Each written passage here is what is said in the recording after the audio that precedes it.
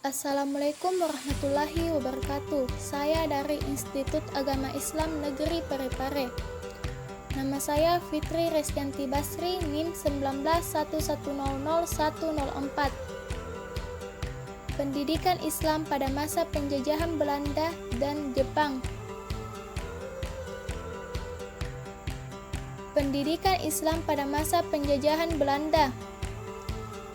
Masa kolonial Belanda pada tahun 1619 sampai 1942.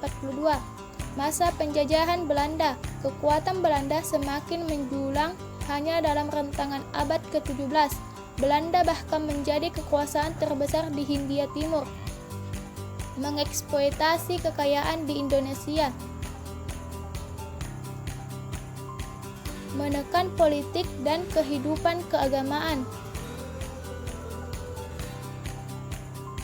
Pengaruh pendidikan Belanda terhadap pendidikan di Indonesia. Sistem pendidikan di Indonesia terpecah menjadi dua. Satu, pendidikan tradisional yang hanya mengajarkan agama. Dua, pendidikan sekuler tidak mengenal ajaran agama. Kebijakan Belanda terhadap pendidikan Islam. Tahun 1832, Lembaga Pengawas Kehidupan Beragama. Tahun 1905, dalam melaksanakan pengajaran harus meminta izin kepada Belanda. Tahun 1925, tidak semua kiai boleh memberikan pelajaran mengaji. Tahun 1932, ordinasi sekolah liar menutup madrasah yang tidak memiliki izin. Madrasah-madrasah yang didirikan pada masa Belanda. 1. Sadabiyah, 2. Diniyah, 3. Tawalib, 4. Salafiyah.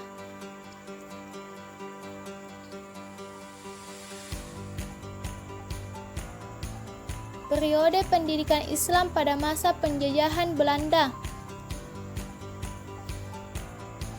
Sebelum tahun 1900, 1. Langgar pengetahuan agama, kurikulum pelajaran bahasa Arab, metode halaqah. 2. Pesantren pengetahuan agama, kurikulum usuluddin, metode sorogan. Tahun 1900 sampai 1908. 1. Muncul banyak lembaga pendidikan dan tokoh pendidikan Islam. 2. Pembagian kitab dalam berbagai tingkatan. Sesudah tahun 1909, 1. Manifestasi dan realisasi pembaharuan sistem pendidikan Islam. 2. Penyempurnaan terhadap sistem pesantren ke sistem pendidikan yang lebih baik.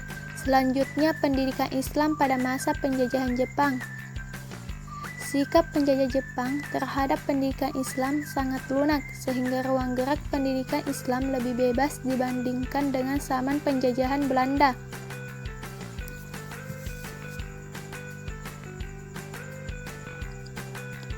Kebijaksanaan Jepang untuk mendekati umat Islam Indonesia.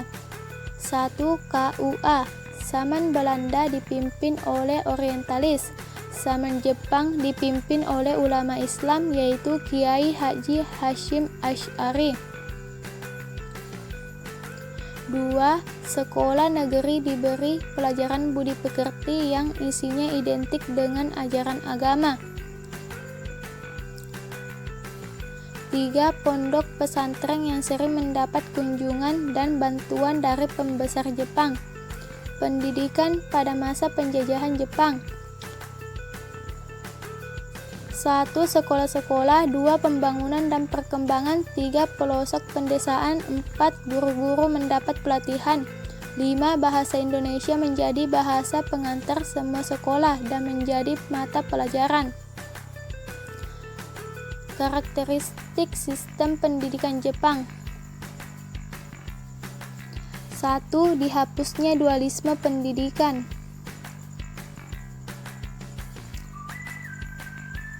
2. Berubahnya tujuan pendidikan.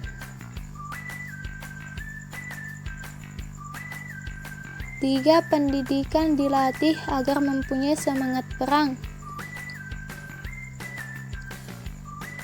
4. Pendidikan pada masa Jepang sangat memprihatinkan.